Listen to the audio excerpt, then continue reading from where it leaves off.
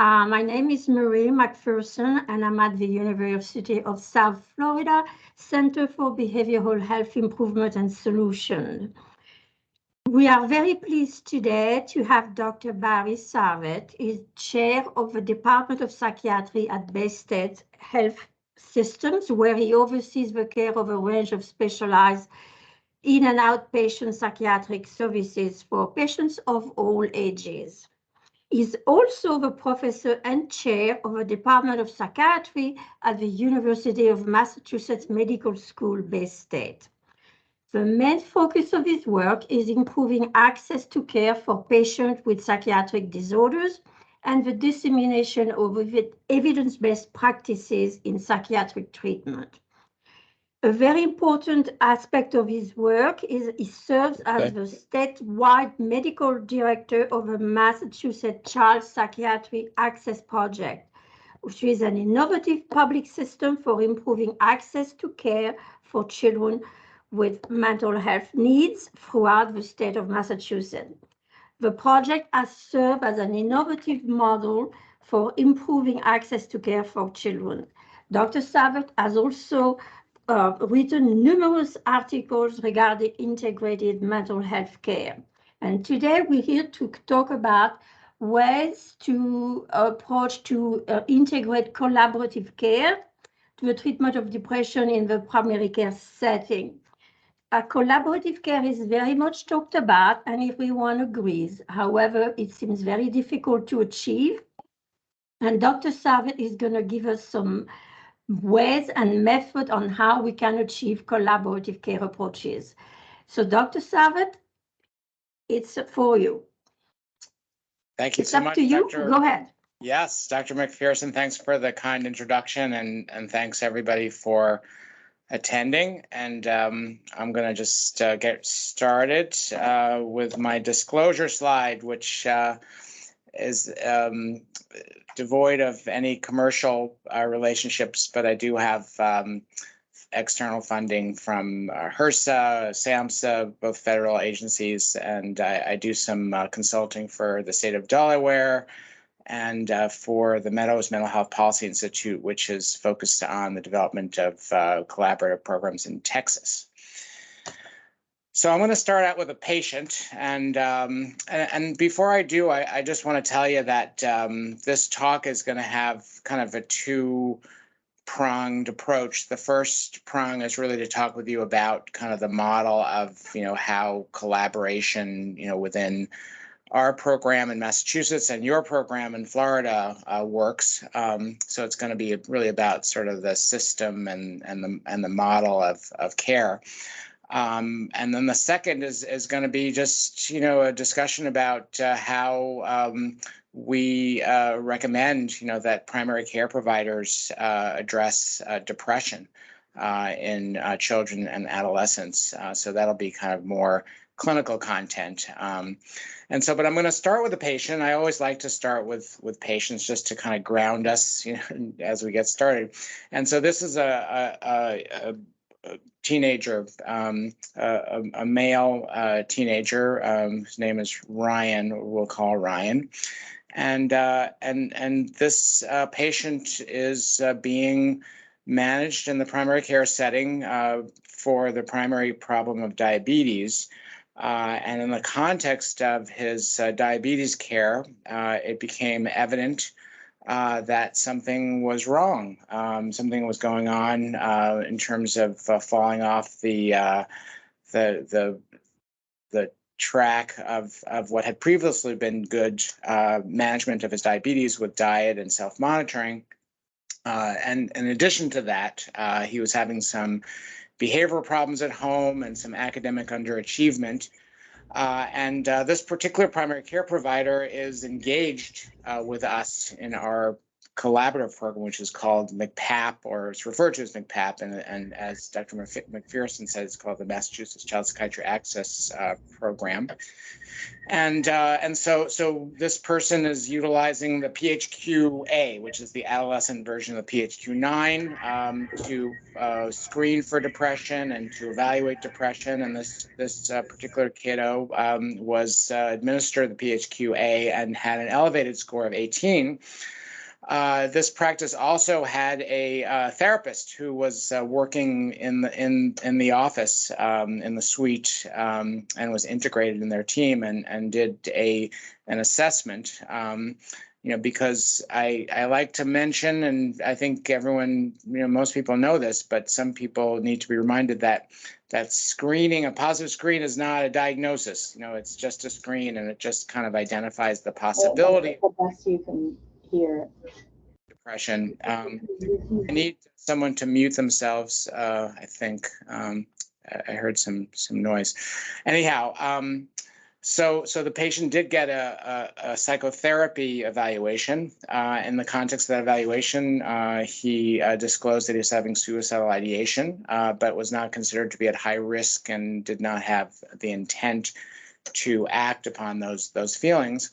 And so this therapist, began treating the patient and utilized some short-term therapy strategies, including behavioral activation approaches and some expressive work to help the child express kind of the feelings of frustration, which were largely associated with being diabetic, at particularly a sensitive age, and feeling troubled about not fitting in with peers and things like that. And over 8 weeks, educated the parents. Over 8 weeks, he got better, started getting better as PHQ-9 was coming down. And this is an important piece, that the patient was really not fully recovered, which is something that often, gets sort of overlooked, that people say that they feel better, everyone's relieved, people are worried, but yet, because they were using an instrument, particularly the PHQ-9 or the PHQ-A, they could tell that the patient still had some depressive symptoms. So they're just really considered a partial remission. And so because of that positive score on the PHQ-9, the primary care provider called to speak with the psychiatrist through our program, and we'll talk about how that works. And the psychiatrist jointly discussed, what to do. The PCP made the decision based on the conversation to prescribe fluoxetine, which is Prozac. And then the patient got better, that took them the rest of the way to full remission. And over time, the patient was stable, therapy was tapered off, medications actually were tapered off about a year out, and the patient was monitored and did well. So this is just an example of a case, and actually, there are cases that are very similar where there was no embedded therapist, because I know lots of practices don't have an embedded therapist, and so we're going to talk about how the evaluation could be done, and when there isn't an embedded therapist, then we have to make an external referral to psychotherapy and so the case, would run the same. But I guess, this is an example of a kid who has fairly serious depression with suicidal risk, not imminent or high risk, but this is a real, concern about suicide. And this patient was treated entirely in the primary care setting with some involvement of psychiatry, and is an example of how, I think that this particular care for this child was as good as it gets, and was just as good as the care that a child, if not better in some ways, than if the child was treated by a child psychiatrist. So that may be debatable. I'm sure some of my colleagues would say potentially take umbrage at that, but in this particular instance, I think that one could argue that. So I'm going to move on and just say that this notion of, there's a the context of this is that there is a pediatric mental health crisis. There's a shortage of child psychiatrists, and it's really been discussed, and there seems to be widespread agreement that we're doing the best we can with workforce, but that ultimately primary care providers with collaboration from child psychiatry have a very important role to play in addressing this. And it's a way to really extend, the impact of the scarce supply of child psychiatrists. If child psychiatrists were to, instead of just treating patients themselves and having a limited number of patients they could treat, to really form collaborative relationships with primary care providers so that we can all work together to improve access to care for kids with mental health conditions. So there are different collaboration strategies. I mentioned integrated behavioral health provider in that case. And so the three columns on this table really correspond to three models of how collaboration can be accomplished in the primary care setting. One is with an embedded clinician. And as you saw with the case, these models are not mutually exclusive. But typically, most practices that have embedded clinicians, they, that's referred to in some ways as the behavioral health clinician model. There's also the primary mental health or primary care mental health model, PCMH. And this is a system where therapists work in the practice. They do consults, like in this case of Ryan. They might help with screening and interpretation and follow up of positive screens. And they usually either make a warm handoff to another therapist in the community, which means that they're going to facilitate the referral, not just give a name to the parent, for them to call. And they're also, alternatively, they might, be actually doing short-term therapy. In this particular instance, in the case, the clinician was doing short-term therapy in the office. And so, but it's really devoid of the child psychiatry component. So most applications of this behavioral health clinician model are purely therapy, where the primary care provider is responsible for medication, the therapist helps with the evaluation and clinical referrals and treatment. But there's really no kind of clinical expert who is a medical provider who really can help the primary care provider with medical management decisions and overall kind of treatment planning and things like that. The second column is the child psychiatry access programs, which I'm going to talk about more in detail, but involves these systems of providing telephone consultation and face-to-face evaluation, and I'll talk more about that. And then the third model is referred to as the so-called collaborative care model. And we are talking about collaborative care in all of these models, but there is an official, big C collaborative care model, which was developed at the University of Washington and is being promoted and supported by a program called the AIM Center at the University of Washington. And this is a model that actually includes an embedded therapist and includes a psychiatrist and really kind of ties it all together. And actually there is funding for this model through Medicare, and most states now cover it through Medicaid, and some of the commercial companies cover it too.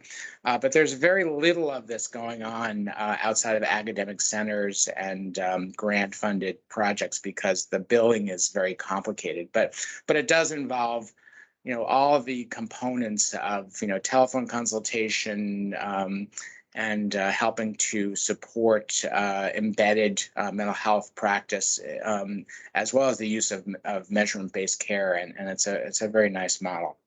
But I'm going to talk about the middle column, and the middle column is the child psychiatry access programs. They are essentially sort of programs that create these consultation teams, which are really have the mission and are designed, exclusively to help all of the primary care practices in a certain catchment area to deliver mental health care within their practice.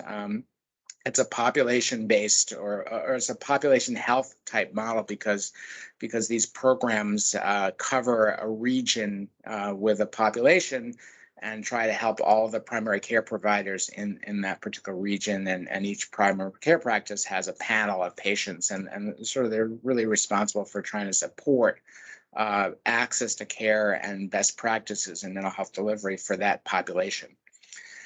I do want to give a big shout out and a plug because, you know, you guys are, I'm assuming most of you are in Florida, and Florida actually is one of the states in the country that has a program like our Massachusetts program, which we're going to be talking about mostly.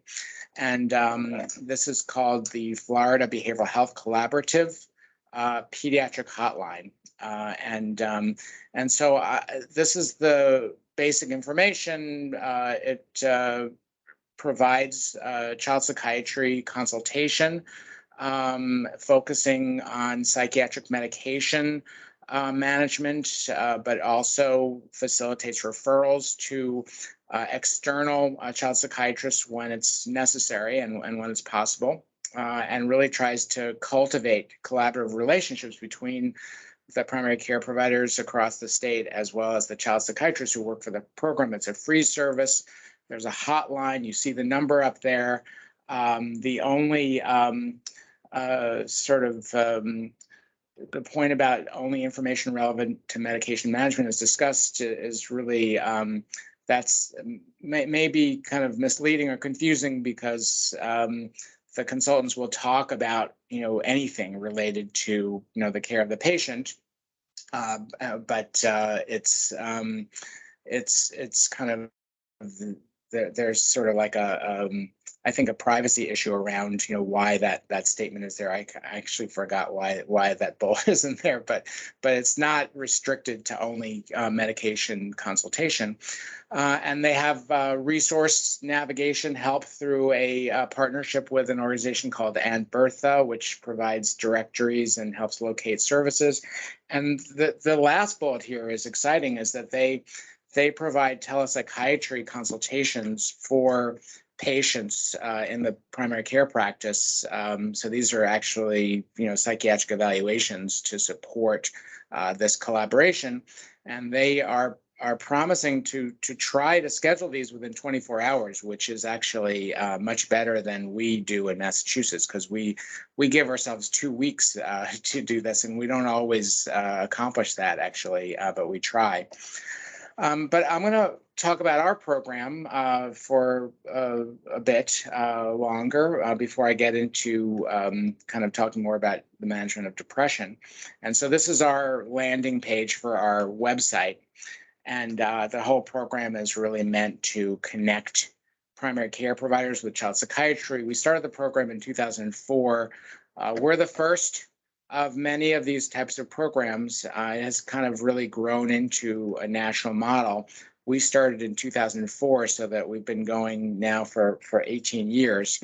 But there are new programs that are coming up all the time. Actually, we are now in 46, I think it's actually up to 47 out of 50 states, this model, in addition to the District of Columbia, which obviously is not a state, but is kind of a municipality and has a large population. So in terms of, this is just the map of the programs across the country in different stages of development. So there are three things, you know, that the program does. You know, one is it really supports pediatric primary care providers to address the mental health needs of children and teenagers in the primary care setting. It actually helps to promote and teach practices how to kind of work with the whole mental health system. So it helps with navigation and connection, you know, with mental health resources. Actually, there's a typo in this slide, because number 2 is connecting primary care practices to the pediatric behavioral health system. because obviously primary care practices are already part of the pediatric system. But what they're not part of, and they feel isolated and oftentimes, kind of cut off and excluded from relationships, with mental health programs and all the different levels of care. And so we try to kind of be their sort of liaison to try to make the practices feel like they're connected, to the mental health system. And then, of course, we are all concerned with not just providing access to some kind of care, but try to provide access to good quality care. So we're always trying to improve the quality of mental health service delivery that's going on in the primary care setting. And I guess this last point here is just that the program is nothing more and nothing less than kind of a system of relationships that the program is designed to create relationships between child psychiatrists, primary care providers that are collaborative and supportive, and that's kind of what we've been doing for the last 18 years, and it's been spreading, and it's been really very wonderful journey for us. The way the program works is there's a hotline, just like you guys have the hotline for the Florida program. We have a hotline, and it starts with the primary care provider having a question, about mental health for a given patient. It could be a general question that it doesn't even have to be a given patient. That the hotline is basically for anything, that you wonder about, in mental health delivery. But when you call the hotline, you basically you identify what kind of question you have. You don't have to go into a long, story about, sort of why you're calling. But the point is just that we need to be able to direct the call to the right person. So if you're calling about, a question that has to do with psychiatric medication, then it always goes to the psychiatrist. If you're calling about a question about how to navigate something with, sort of child protective services, or with kind of a family conflict of some sort, a question of child abuse, that kind of thing, then oftentimes we'll connect the person to a therapist within our program, because we have a multidisciplinary team. If you're calling about services, like I need to get this patient into X, Y, or Z, and I'm having trouble, then we'll put the call through to our care coordinator, who is a resource and referral specialist who really can sort of help facilitate referrals, either by, teaching the person who's calling about, what resources are available and what the rules are in terms of accessing them and how to access them. Or sometimes we actually take over and just say, look, we will call the family and we'll help this patient get what they need. And we do that in higher risk cases, because we don't have time and the resources to do it for every call. But that care coordinator is a very important part of the team. Now, if you look to the right of this box, this vertical box on the right, that's basically like it's a stepped care model where, if we do a telephone consultation, because we are, a remote program that we're not located physically in primary care practices, but if we have difficulty sort of answering the question because the patient is too complicated, or things are kind of ambiguous, or the pediatrician isn't sure, what they're seeing, in terms of the mental status, or the history is difficult to figure out, or for whatever reason, we escalate to a face-to-face consult. I mentioned you can get that in 24 hours in Florida. In Massachusetts, you have to wait 2 weeks. But that escalation is very important, because in 20% or 25% of the calls, we feel that we need to do an evaluation. We need to see the patient. And so that can be done by the child psychiatrist if that's appropriate. It can be done by the therapist on the team. That's the green box. And the program can also be done, can provide interim psychotherapy if there's a long wait for the therapist. This is not utilized very much, but it is a component of the program. So this just summarizes what I've said. I guess the fourth, the lower right-hand side is training and education. We consider this to be an educational program kind of inherently. All the consults that we do, particularly over the telephone, are meant to be educational interactions. It's sort of like a teachable moment. But we also offer formal education. We have webinars just like this, and you have webinars, like this, which is a formal, educational modality. And we have other types of education. We have echoes. Echoes are these peer learning kind of projects, which you probably have heard about. They're kind of ubiquitous. And then we also have special kinds of, lunch and learns and little special interest groups, that form within the community. And we send child psychiatrists to help to facilitate those sessions. So I'm going to actually pivot now. There's a lot more I could say about the program, but I want to get into the clinical sort of material. And so I'm going to pivot and talk about just depression. So you're getting a talk on clinical depression, but in the context of, clinical depression, there's lots of lectures you can get about depression, how to treat and evaluate, but not all of them are about, how do you do that in the primary care setting? And so that's kind of the point of this. And also, how do you do that in the context of the availability of support, collaborative support from these kinds of programs like the Florida Hotline program, as well as Mcpat. And so I'm going to be leaning heavily on an algorithm that we developed, and I'm going to show it to you. But we did develop a set of clinical algorithms, not limited to depression, for the most common mental health conditions that present in the pediatric setting.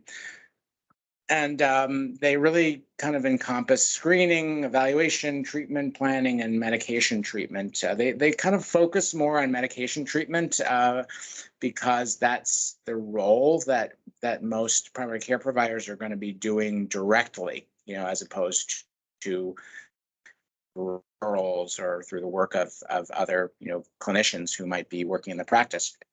The reason we developed these is actually because we wanted, at first when we started the program, we were just, doing our work, child psychiatrists, talking with people about, their questions. But we realized that there's lots of different ways to skin a cat. Well, that's a disgusting metaphor, but it's, what it means. I mean, there's that we didn't want to be giving different advice for the same thing, whenever, someone got a different consultant, because every child psychiatrist has their favorite medication that they start with. Everyone has their own opinion about, one thing being better than another. And so we had a consensus building process. So it was as much for ourselves than for anyone else that we wanted to offer some consistency so that we're not confusing pediatricians, pediatric primary care providers. And also we wanted pediatric primary care providers to have a resource, where they could have sort of a product that they have in their on the wall in their practice, or just at the ready. And so have these algorithms, and one is for depression. We're going to talk about it in detail, but we have a set of 6 of them. The other ones include anxiety disorders, PTSD, HD, OCD, and autism spectrum disorders. So it covers a range. So I already said this, I think. One of the things that I would want to emphasize about these guidelines, also just about this whole business that we're talking about, is that we really feel like these guidelines are aimed at the ones that are very complicated and very difficult, but there's a certain kind of preponderance of cases that are relatively straightforward, and these guidelines are obviously the most relevant to the clear diagnoses and things like that. So I'm going to skip over this. I guess the other point to make about the guidelines, and you'll see the depression guideline momentarily, but we do strongly sort of encourage and promote the use of measures for not just screening, but also for assessment and monitoring. And so we're constantly talking about measures because we actually believe that using tools like screening evaluations and PHQ-9s, for depression is the example that we had in the case, is it's really important, because it's very difficult in treating a patient with a mental health condition to kind of know where you are. And we don't want people to lean too heavily on a measure. As I said, just because someone has a positive PHQ-9 doesn't mean they have depression. They could have lots of other things, or they could have nothing. And so you're treating a patient, you're not treating a number. But it's just an important kind of ingredient, to being able to provide good care, is to kind of know where you are, to be able to detect when someone's in partial remission. I didn't mention this before, but people, when they're in partial remission, they actually, it may seem okay, to have, a PHQ-9 of 12, and it actually may be okay. But there is a statistical association with relapse, that if you can get a patient into full remission, they're more likely to have a durable kind of recovery. Whereas if they're only in partial remission, then they commonly relapse a lot more. And so measurement-based care allows you to kind of treat a patient to target, as they say. That's kind of like a slogan, treatment to target, as opposed to just treatment to someone says they feel better, which is commonly used. Unfortunately, a lot of child psychiatrists don't use measures because they think that they don't need them. But it's actually been shown that psychiatrists need them too. But we're kind of in denial about that, I think. Some of us, many of us, I would say, and so the other thing about a measure, I don't want to ramble on, incessantly about measures, but they also help structure the interview, with a patient. We'll talk about this a bit more, but when, a lot of pediatricians that I teach, they kind of feel somewhat at sea when they're doing an interview, with a patient with depression. Sometimes it comes naturally, and some people are better at that than others. But if you have any kind of anxiety about interviewing a patient with depression, the measure provides like a nice little grounding, sort of tool, where you can sort of start with the measure, you look at it together with the patient, and then you can ask them to clarify different, answers and responses to questions, and that can sort of lead you into a really nice, kind of, focused interview, so that you get sort of a full view of whether the patient is depressed and what the nature of the depression is like and things like that. Here it is. Oh, this is our depression algorithm, and it's so small. I'm not gonna go through this particular screen with you because I don't want to give you eye strain. But I just wanted to show you what it looks like, and then we're going to zoom in on different parts of it. As you can see it, or you may see, it starts with screening. It moves into evaluation. The second bullet under the PCP visit is what do you do if the screen's positive? And that actually leads to what we call a focused assessment, and we talk about what that means. And then once you do the assessment, whether someone has either subclinical depression, mild depression, moderate depression, or severe depression. And then there are recommendations that kind of flow from that determination. So obviously for someone with subclinical depression or even mild depression, you're not going to do as much for that person, but you'll be monitoring them. When it's moderate depression, you're going to consider medications, and you'll certainly consider medications for severe depression as well, although be more likely to want to make an external referral to a child psychiatrist for someone with severe depression. And then it goes down, the second half of the sheet is really around monitoring and medication management. And so we'll talk about all of these things today before we open for questions. So as I said, it starts with screening. We actually, in this algorithm, we recommend two particular, two options, for screening instruments. One is the PHQ-9, and the other is the Pediatric Symptom Checklist. I'll show you both of them. And so as I mentioned, these screens, kind of just give you concern, as opposed to telling you whether the patient has the diagnosis, and they won't tell you how severe it is either. So I wanted to show you the PSC, the Pediatric Symptom Checklist. This is actually considered to be a so-called broadband screening instrument in that it's not limited to depression, that it covers disruptive behavior disorders, anxiety, all kinds of things in addition to depression, but it's well validated. One of the nice things about it is that there are subscales, so if someone sort of fills it out, it's a self-report or a caregiver version, depending on the age of the child.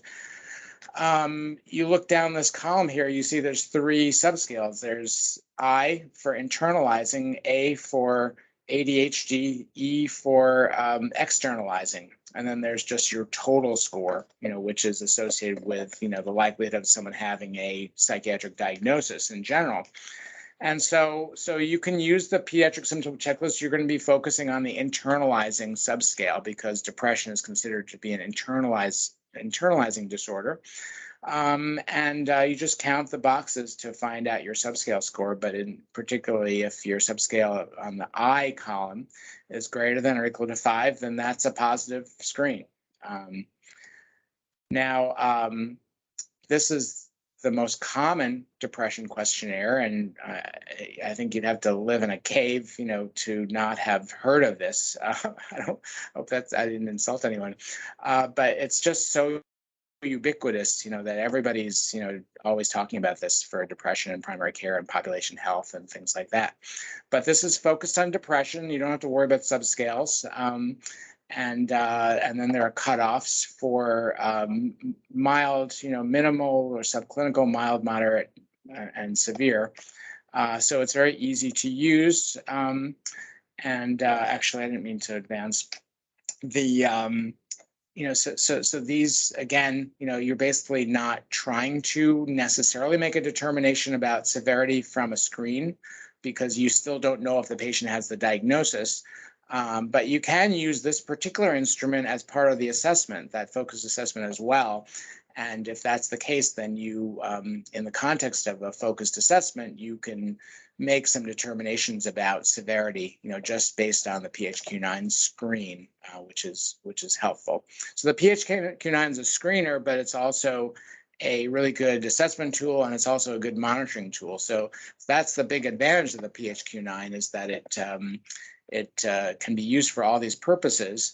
The disadvantage of it is that it's a narrow band as opposed to a broadband instrument. So as I was saying before, with the Pediatric Symptom Checklist, which is longer, it's, the PSC is 17. There's also the 35 question version, but we recommend the 17 version one in the algorithm.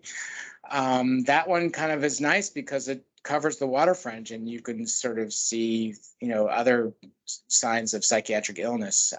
So in some ways that's more useful, but again, the PHQ-9, you can't use the PSC, sort of very well as a monitoring tool. It's not as sensitive to change, and it doesn't sort of help you kind of know if somebody is in partial remission of depression or if they're in full remission of depression, things like that.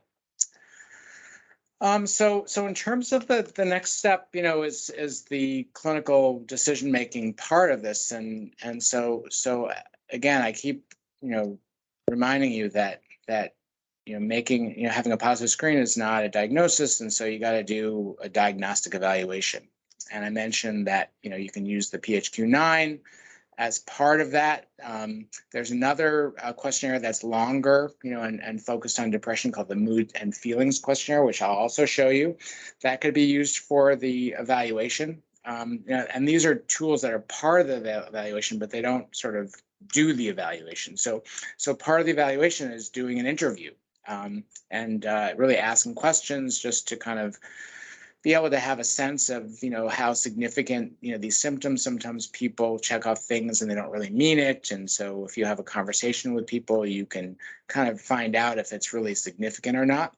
The most important part of doing that interview and sort of doing a comprehensive history is then, because there's a lot of false positives on screening tools, as you can see in this particular slide, the box on diagnostic rule outs, there are significant things that can, sort of cause someone to have a positive PHQ-9. And so through the history and through the interview, you can kind of sort that out. And sometimes calling your Florida hotline or calling Mcpat if you're in Massachusetts, that can sort of help you with some of those rule outs, because you might sort of observe certain things that are puzzling and kind of unclear to you in the mental status examination or on the history. And we can talk with you about some of this differential diagnosis over the phone. And it can be a very efficient process to have like a 5-minute conversation with a child psychiatrist just to kind of review the differential diagnosis. The other really important reason to do a focused assessment and not just, rely on the screen is because, you really want to be able to detect high risk circumstances. So the red flags here, are, depression can be associated with suicidal ideation, and we have, an epidemic right now of suicidal behavior among our youth. Depression can be complicated by psychosis. It can be complicated by trauma. Either trauma or psychosis does have implications for the treatment plan. And then, of course, we all, know, I think, that substance use disorders, and I have to change this slide because we no longer favor the word abuse. And so I apologize for putting it in there. It's stigmatizing to call it abuse. And so if someone has a co-occurring substance use disorder, that's a reason to, you need to know about that as you're treating.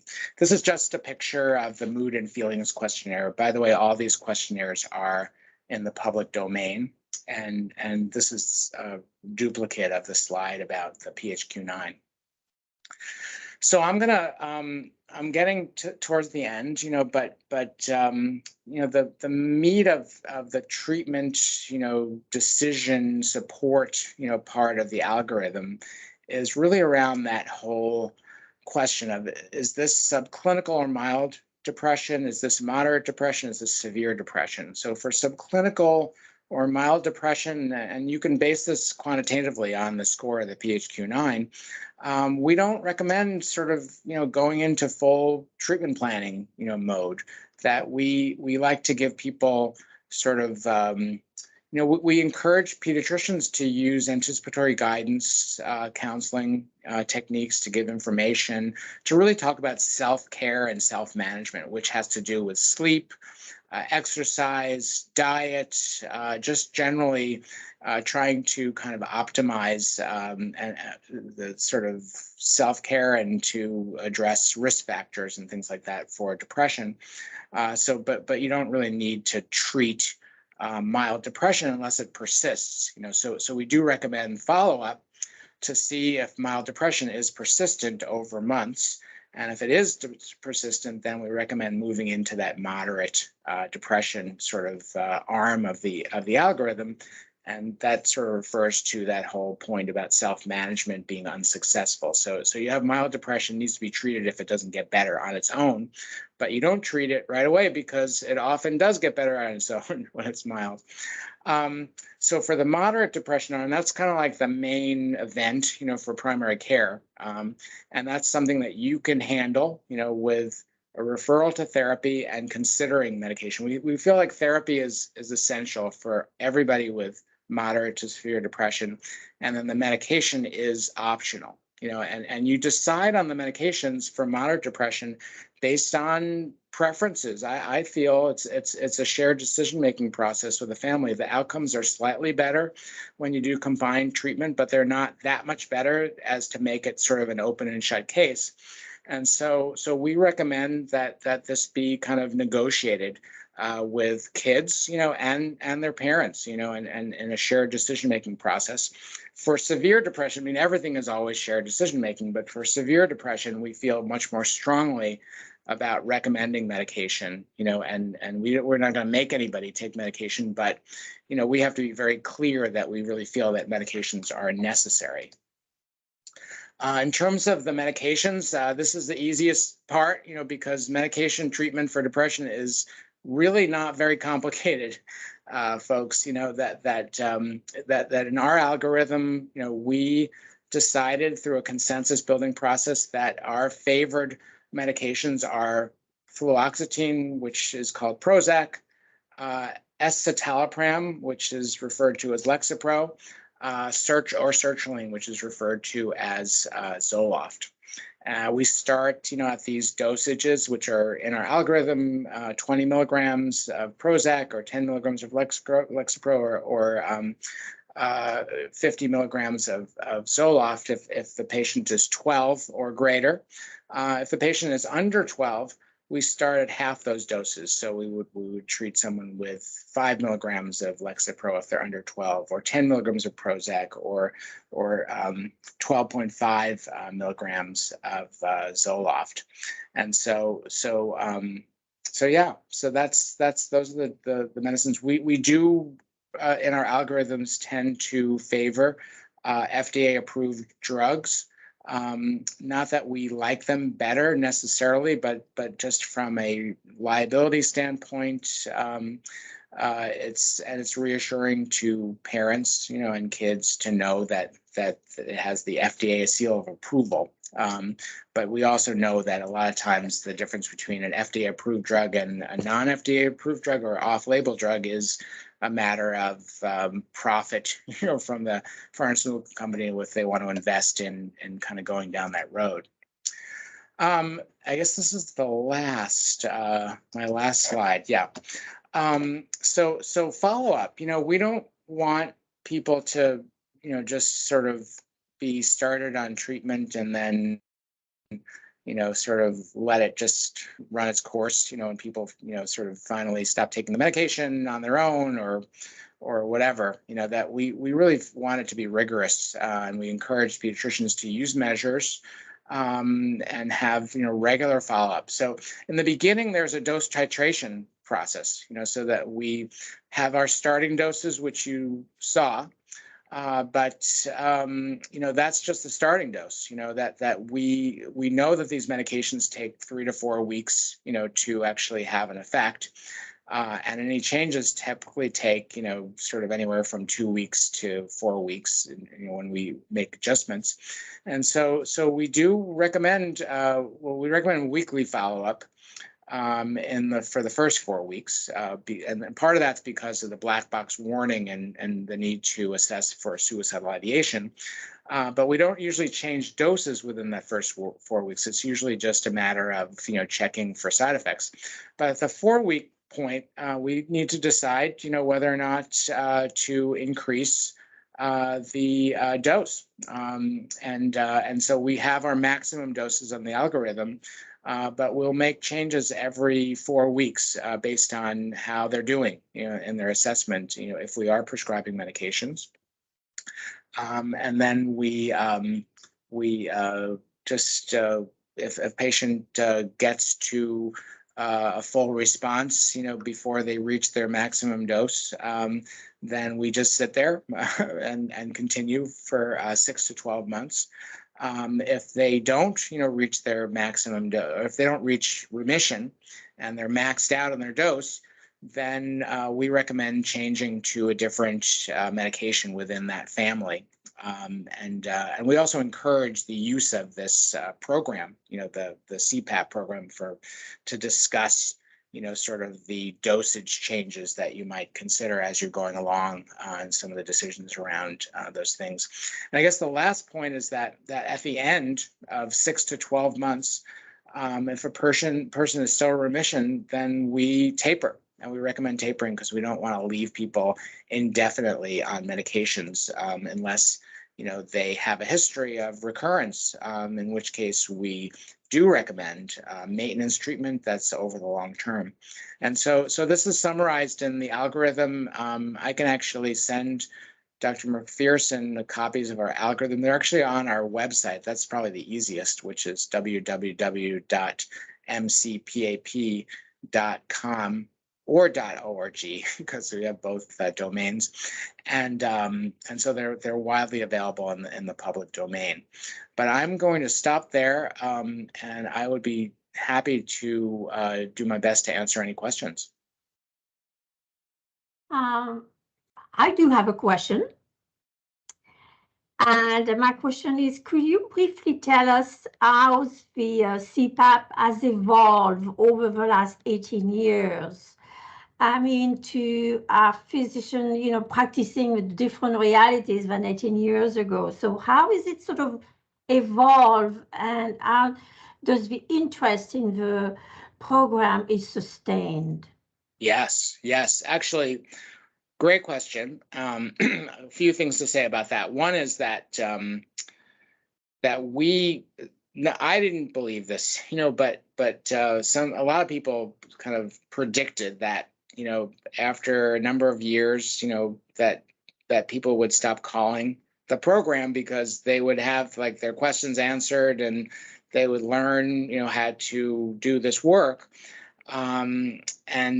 Yes, there's a learning curve, and we see that pediatric primary care providers who use the program have learned a lot, and it's visible, and they'll admit it, they'll acknowledge it.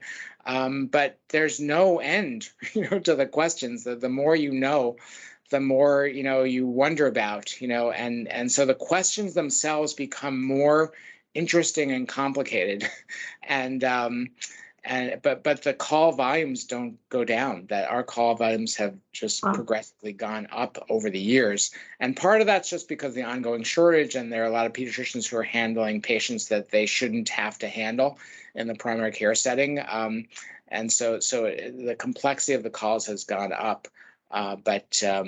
Yeah, I guess the other point about sort of the evolution of the program is that we, some things have changed, in the course of our history. A lot in the world has changed, but in terms of primary care, that there's a lot more talk about there being a primary care team. That when we started, there was clearly a medical home model.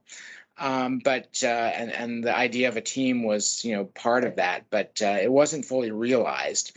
And now, we see about half of the practices in Massachusetts have embedded therapists, and they need them, and the embedded therapist is so important. So one of the changes that we've made in the program is that we have really included embedded therapists as consumers of the program, that we welcome calls from therapists in the primary care setting, as much as we would welcome calls from primary care providers, and that actually allows us to be more effective, I think, because we can help more people. We also help the care coordinators, in the practices with our care coordinators who are specialty care coordinators, and so it becomes kind of like an interaction, not just with a provider, but with the whole primary care team. I guess the last thing I'll say about evolution of the program is that we've kind of, just like TV programs have spin-offs and things like that. We have the House of the Dragon and things like that after Game of Thrones. We actually have spin-off, collaborative care programs because this model has been so exciting and successful in a lot of ways that we've developed a program called Mcpat for Moms, which is focused on consulting with OBGYN providers and family practice and internists who are treating patients with perinatal depression. So it's really a perinatal psychiatric disorder program. And we see this as kind of like serving children, as well, because obviously parental mental health as a major risk factor for pediatric, mental health problems. We have an autism branch of Mcpat. We have a early childhood branch, and it's all part of Mcpat, but it's kind of specialty modules for these special kinds of populations. And we also have a substance abuse program for adults that's called McStap. It's kind of for helping to promote the use of medication-assisted treatment for adults with substance use disorders. Fantastic. Well, we certainly hope to continue to look at your program for inspiration, that's for sure. I saw we had another questions. We had a question in the chat. What is your preference on follow-up depression visits being done as telehealth versus in person? Do you require face-to-face interaction per protocol? Nice question. We don't, we're somewhat agnostic about that, I guess, that in our experience at this particular stage of the pandemic, that most of the follow-up visits are in the primary care setting appear to be done, being done face-to-face. But we've had great experiences with telehealth, and at least in the specialty side, and we would not discourage primary care providers to use telehealth, liberally, whatever makes it possible to do the assessment. I think that's kind of the thing about telehealth, is it's a tool to, promote, access by reducing a geographic barrier, if you will. The other thing is that some of these follow-ups, like if you do those weekly follow-up visits during the first month, those can easily be a telephone call, and it can be supported by a nurse or a medical assistant in the practice as well. Because the main thing with those follow-ups is really assessing for side effects and assessing for suicidal ideation.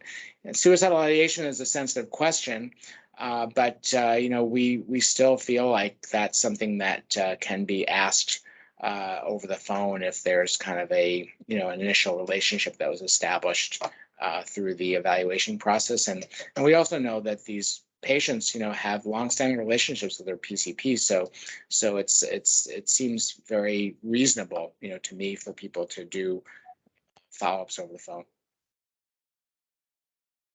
I see there's another question, Sabrina. Yes. Yeah, Dr. Yes, Tebby I have has a question. In a practice, first of all, I really enjoyed your talk. It was excellent. Thank you for the talk. In practice, you'll see that the bad news bring depression. So what is really a temporary depression versus a long-term depression? How and when do you decide to treat a patient? Do you decide to treat the patient immediately when you see depression, or do you wait? Yeah, that's a great question. Thank you very much. There's a wonderful article actually I read in the New York Times just about sort of how to understand this mental health crisis with pediatrics, and the point of the article was just that there's so much stress on kids these days. So the article made the argument that we shouldn't think of this as a mental health crisis, necessarily, that we certainly have an increased prevalence of mental health problems that have to be treated. But the nature, the definition of the crisis should be kind of a social, kind of societal crisis, as opposed to a mental health crisis. It's almost like, if there's a hurricane and people drown, I'm sorry, I hope I'm not triggering anybody, but that you wouldn't define that as like a drowning problem, right? You would define that as a hurricane problem. And so that being said, even if depressive symptoms are caused by an external stressor, that if they meet the severity criteria, based on the degree of symptomatology, as well as the duration of symptoms. On a PHQ-9, it sort of talks about 2 weeks. The DSM-5 talks about 2 weeks. So if you have, substantial pervasive symptoms of depression, you should continuously for 2 weeks. That might be a short time, and some people might kind of want to see it longer before they kind of go into a full treatment mode. But the main point is this: that if you have symptoms of depression that meet the criteria for the diagnosis, that have the duration of at least 2 weeks, that statistically that these patients require treatment. They're not going to get better very often by themselves. If they're below the threshold, then we consider them to be in the mild depression category, the subclinical category. And those patients, you can sort of, do some watchful waiting, and the tincture of time and just, kind of self-care, reassurance, anticipatory guidance, things like that could be fine. So we do encourage going into treatment mode, even if the depression is what appears to be a reaction to a stressor, just based on the natural course, what we know from data about the natural course of these things. And so I hope that answers the question. Thank you. Yes, that's. We have Well- one last question. Okay. In Florida, the pediatricians worry about the liability of taking care of mentally ill children. Is there any liability to the psychiatrist or therapist in the collaborative? There's always liability because we live in a litigious society, but this is one of the reasons why we call these programs to be educational in nature.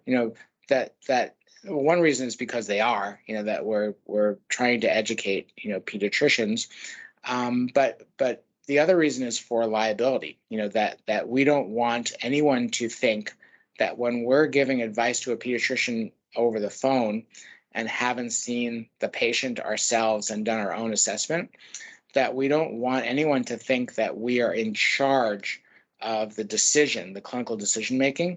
So we're not kind of that these patients have not given consent for us to be agents, in their care, and making decisions, for their pediatrician. And so we couch our recommendations in a way to make clear that we're just telling them about best practices for circumstances that correspond to what they're talking about. In the same way as, if read a book, on depression and followed the, sort of information in the book, that you wouldn't, sue the author of the book. At least in most cases, you wouldn't do that. And you couldn't, because the person who wrote the book doesn't have a doctor-patient relationship, which is one of the requirements of a successful or unsuccessful lawsuit from the standpoint of the provider. And so we don't worry about, I guess, and to answer the question just, simply, we don't worry about liability, that we haven't been successfully or even unsuccessfully kind of caught up in lawsuits, and there's a long tradition of curbside consultation that is known in the field of medicine, and so the person who's actually writing the prescription and making the decision with the patient is more responsible and is really wholly responsible for those decisions. The exception to that is when we do a face-to-face, which again is 20% or 25%. As soon as we see the patient, we consent the patient, we have a medical record, we're evaluating the patient ourselves. So we make real diagnoses and real recommendations. We're not prescribing, but we are recommending formally, sort of different interventions, and we consider ourselves responsible for those recommendations, those decisions, in the same way as if we were doing any kind of consultation type practice. So that's how we think about it. All right. Well, we're to the end of this most informative and interesting webinar. You will very shortly receive a link to be able to claim your 1-hour CME. And Dr. Sarvet's presentation will be posted on our website, so you can review it, and actually more people view the presentation at later dates. So we'll keep you posted, Dr. Sarvet, as to the number of hits that you've got. And again, thank you so very much to all our attendees and to you, Dr. Sarvet. I'm very grateful. It was great. Thank you again. It was a pleasure. Thank you so much, Marie, and thanks for inviting me as well. Bye-bye. Bye-bye.